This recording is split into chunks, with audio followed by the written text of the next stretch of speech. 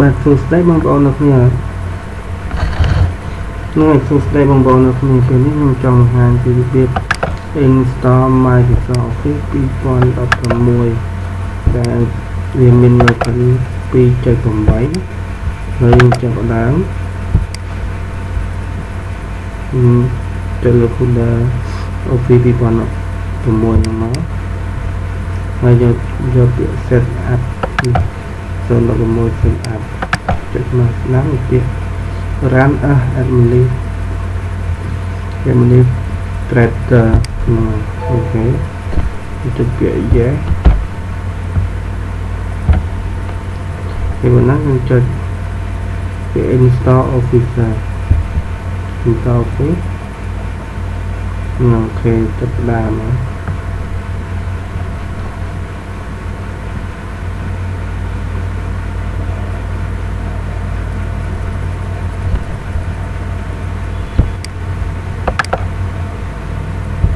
rồi cho liền đó.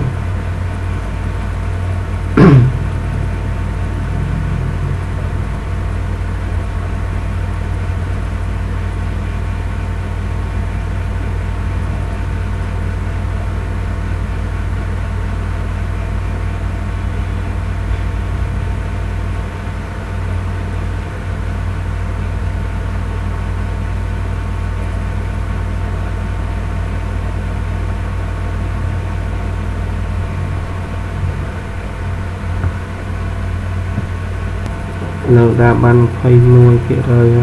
dùng trong trăm cho ban rồi phía rồi bạn tin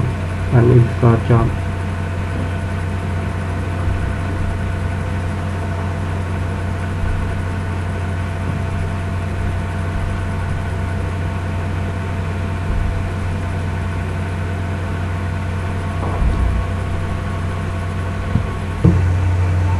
và những mình ai tiếp chích bật về nó close nó như thế miền thằng pivot vì sau people lập mối rồi chích people lập mối thao con people lập mối lọc people lập mối one note people on more and Excel people on more. Okay, now we can làm bài move vật ta về full out đó.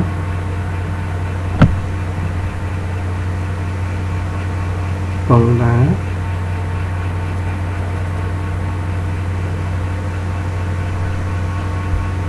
okay.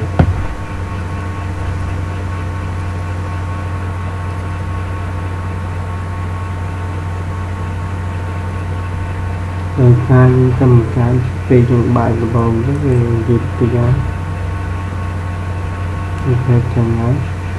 nếu là xa mình toàn phấn như lô là nó hết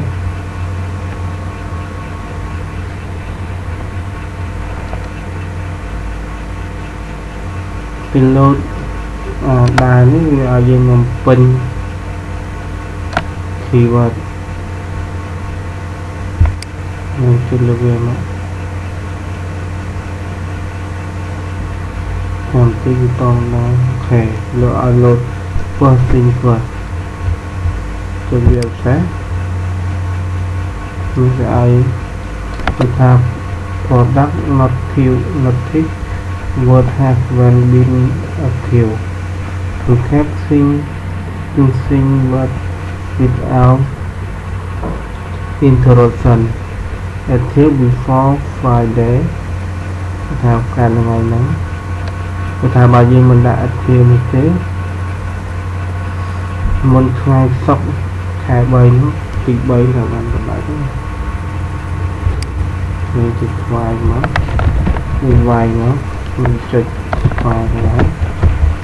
thế mà thôi đây là con phần thì còn có những thứ mày tới nhưng mình còn tìm mối là lòng sò nó mình thiêu việc đẹp cho việc KS Auto Lead Portable គេលោកវាមក set មកវា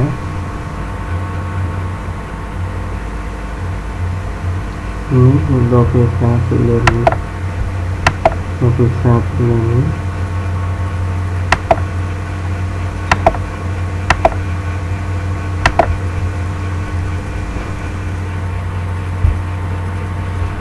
ចេញហើយភាសាអង់គ្លេសខ្មែរណា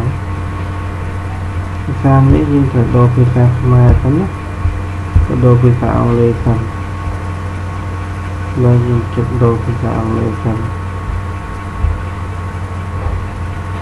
ជិតពាក្យភាសាអង់គ្លេសមកចេញអង់គ្លេសអស់អូខេយើងចុចអធិវទៅអធិវ officer គុំណាត់ការចាំតិចណា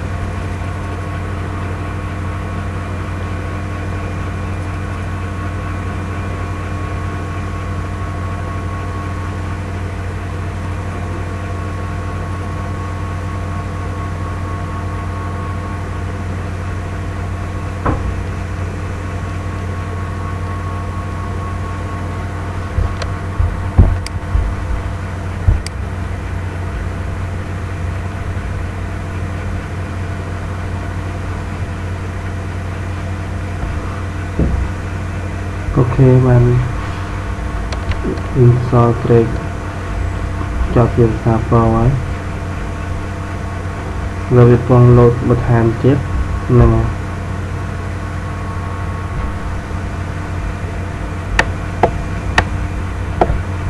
អូខេពេញហើយយើងចង់ដឹងពេញវិញចុចលើវាconvert មកនឹងវាដាក់លឿនជាងមុនហើយចុចលើវាមក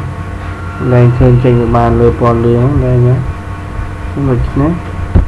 បើនេះយើងកាត់បាន full ហើយបានពេញវិញមកពេញហើយបាន